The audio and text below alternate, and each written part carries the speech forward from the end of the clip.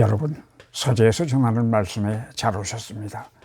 오늘은 그 50번째 시간이 되겠습니다. 어떤 사람이 여러분에게 우리가 믿는 하나님에 대하여 설명을 해달라고 한다면 여러분은 어떻게 설명하시겠습니까? 말하자면 교회에 처음 나오신 분이라든지 어떤 동기에 있어서였는지는 모르지만 믿음 생활에 관심을 갖게 된 사람이든지, 그것도 아니라면 여러분의 자녀들이 그런 질문을 했다고 한다면 여러분은 하나님은 어떤 분이라고 설명하시겠습니까? 교회에서 늘 듣던 목사님의 설교를 생각하며 그냥 하나님은 사랑이라고 말씀하시겠습니까? 아니면 하나님은 그냥 거룩한 분이라고 설명을 하시겠습니까? 하나님은 볼 수도 없고 만질 수도 없을 뿐 아니라 말씀하시는 것을 직접 들을 수도 없는 분이기 때문에 우리는 그분의 속성을 들어서 하나님을 설명할 수밖에 없습니다. 하나님은 거룩한 분이십니다. 하나님은 사랑이십니다라고 할 때 우리는 하나님의 속성을 이야기하는 것입니다. 그리고 그 하나님의 속성도 내가 이해하고 내가 직접 경험한 하나님의 속성의 그 범위가 국한될 수밖에 없습니다. 그래서 때로는 하나님에 대한 우리의 생각이 대단히 주관적일 수밖에 없습니다. 이러한 이유로 성서에서는 하나님이 어떤 분이신가를 설명하는데 은유나 비유를 사용하고 있음을 볼 수 있습니다. 호세아서 1장을 보면은 하나님과 이스라엘의 관계를 신실한 남편과 믿음성 없고 부정한 아내를 들어서 설명하고 있습니다. 그러다가 또 11장으로 내려가면은 하나님과 그가 선택하여서 아들로 삼으셨다는 이스라엘과의 관계를 사랑하는 아버지와 청개구리 같은 아들을 예로 들어 설명하고 있습니다. 그런데 이 두 개의 은유에서 찾아볼 수 있는 공통점은 무엇이겠습니까? 관계입니다. 바로 그들의 관계입니다. 그리고 한 걸음 더 나아가서 그 관계는 사랑이라고 하는 것으로 연결되어 있는 특별한 관계를 이야기하고 있음을 쉽게 알 수 있습니다. 하나님과 인간과의 관계로 하나님을 설명하고 있는 것입니다. 사실 우리 기독교의 궁극적인 관심사는 바로 이 관계입니다. 그런데 그 관계는 그냥 보통의 관계가 아닌 아주 특별한 관계입니다. 사랑으로 연결되어 있는 관계입니다. 그런데 한 걸음 더 나아가 호세아서는 하나님이 우리에게 거룩한 분이라고 하는 것이 어떤 의미인지를 설명하면서 그분의 사랑을 아무런 조건도 붙이지 않는 사랑이라고 설명합니다. 은혜를 모르는 배은망덕한 행위에도 불구하고 베푸시는 하나님의 사랑을 통하여 하나님의 거룩하심을 설명하고 있는 것입니다. 그런데 우리는 일상생활에서 이 거룩하다고 하는 것을 웅장한 것, 점잖을 빼는 것, 의젓한 것, 그리고 때로는 권위주의적인 것과도 혼동을 할 때가 종종 있습니다. 거룩하다고 하는 것은 경건한 것이나 도덕성 그 이상의 것입니다. 그리고 특히 호세아서에서 설명하고 있는 하나님의 거룩함은 사랑의 근거를 둔 공이라고 말할 수 있을 것입니다. 하나님의 사랑은 천지 창조를 가능하게 했고 자기가 창조하신 세상이 일그러져서 원래 모습을 잃어가게 되자 그 하나님의 사랑이 아들을 세상에 보내셨고 십자가 사건을 통하여서 인류 구원의 역사를 바로 잡으신 것이 아니었습니까?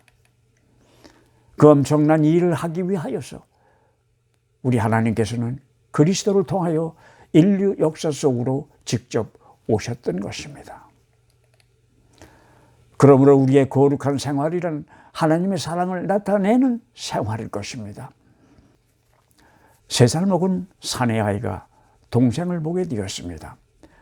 그래서 그 어머니는 아들에게 시간이 있을 때마다 새로 태어날 동생의 이야기를 들려주었습니다. 그래서 그는 동생이 들으라면서 엄마의 불러오는 배를 향하여서 매일 노래를 불렀습니다. 그래도 산고가 시작되자 산모는 병원으로 옮겨졌는데 난산이었습니다. 그래서 의사들은 아기가 세상 밖으로 나오기는 했지만은 사람 노릇을 하기는 어려울 것 같다고 했습니다. 그렇게 되자 온 집안은 새아기를 환영하는 분위기에서 장례식을 준비하는 쓸쓸한 분위기가 되어버리고 말았습니다. 그것도 모르는 3살밖에 오라버니는 자기 동생에게 자기 노래를 들려줘야 한다면서 병상에 누워있는 엄마를 계속 졸라댑니다. 그래서 그 산모는 안 된다고 하는 병원 측의 이야기를 잘 해서 잠깐이라는 단서를 달아 허락을 얻었습니다. 엄마는 몸에도 안 맞는 큰 가운을 아들에게 입히고는 신생아실 옆에 있는 작은 응급실로 아들을 데리고 갔습니다. 코와 입에 고무화술을 대고 숨쉬기조차 힘겨워하는 자기 동생을 보자 이 3살 배기 오라버니는 크게 노래를 부르기 시작했습니다. 그러자 당직 간호사는 병원 규칙에 어긋난다면서 펄펄 뛰었습니다. 그러나 그 3살밖에 안 되는 오라버니는 간호사의 말은 아랑곳하지 않고 자기의 누이 동생을 위하여 천사 같은 목소리로 노래를 불렀습니다. You're my sunshine, my only sunshine. You make me happy when skies are gray. 그랬더니 숨쉬는 것조차 힘들어하던 신생아의 맥박이 반응을 보이기 시작했던 것입니다. 그리고는 이내 평안한 얼굴로 잠이 들었습니다. 이 신생아는 그 후 3일 만에 퇴원을 했고 의사와 간호사들은 이 사건을 기적이라고 했습니다. 그리고 그 아이의 엄마는 하나님의 사랑으로 말미암은 이력이라고 했습니다. 그러나 어떤 사람들은 계속 들어온 귀에 익은 꼬마 오라버니의 노래소리가 그 신생아를 살렸을 것이라고 했습니다. 사랑을 통하여 하나님의 거룩함이 역사한 순간이었던 것은 확실했습니다. 호세아서 11장 1절을 보면 이스라엘이 이집트에서 종살이 하던 때를 다시 상기시키고 있습니다. 그때 이스라엘은 사람도 아닌 재산 취급을 받을 때였습니다.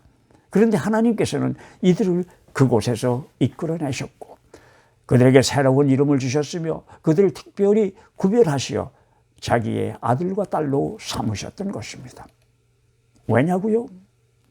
그들을 사랑하셨기 때문입니다. 자기가 인도하신 백성들을 하나님은 사랑하셨기 때문입니다. 그것이 하나님께서 이스라엘을 선택하셨던 이유의 전부였습니다. 하나님께서 이스라엘을 사랑하셨던 이유는 그들이 다른 민족보다 잘났기 때문도 아니었고 다른 족속들보다 똑똑해서도 아니었으며 그들에게 특별한 공로가 있어서도 아니었습니다. 하나님의 사랑 때문이었습니다. 이유 없는 하나님의 사랑 그것 때문이었습니다. 하나님께서 보여주시는 사랑에 이유가 없다고 하는 것은 우리 인간의 생각이나 언어를 가지고는 그 하나님의 사랑을 설명하거나 이해하는 것이 불가능하다는 이야기이기도 할 것입니다. 하나님은 그들을 그냥 사랑하셨습니다. 호세아서 11장을 읽다 보면 생각하지 않을 수 없는 이야기가 하나 더 있습니다. 바로 누가복음 15장이 나오는 탕자의 비유라고 알려진 하나님의 사랑 이야기입니다. 저녁 노을이 서산을 뒤덮을 때면 집 나간 작은 아들 때문에 눈이 짓무른 아버지의 애절한 모습, 그것이 바로 누가가 전하는 하나님 사랑의 모습입니다.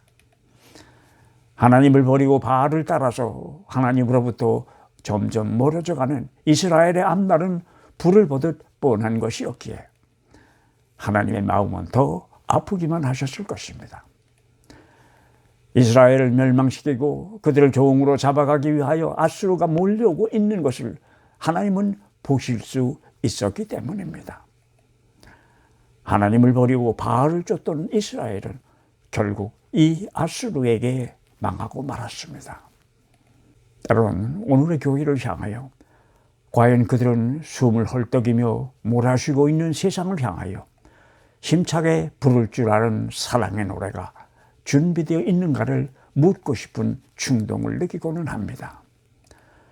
그러다가는 소스라치게 놀라는 나 자신을 발견하게 됩니다. 뭐냐고요? 그 질문은 내가 다른 이에게 물어보기 전에 내가 나 자신을 향하여서 먼저 물어야 할 질문이 아니냐고 꾸중하시는 우리 주님의 음성을 듣는 것 같아서 소스라치게 놀라고는 하기 때문입니다. 그럴 때면 내가 그리고 우리가 바로 교회라고 하는 것을 잠시나마 잊었던 것을 부끄러워하면서 주님 앞에 고개를 숙이고는 합니다. 여러분 꼭 기억하실 수 있으시기를 바랍니다. 거룩함의 핵심은 사랑입니다. 사랑이 없는 거룩함은 바람 빠진 풍선에 불과할 것이기 때문입니다. 여러분 감사합니다. 다음 주일 저녁에 다시 뵙겠습니다. 좋은 한 주일이 되시기를 바라겠습니다.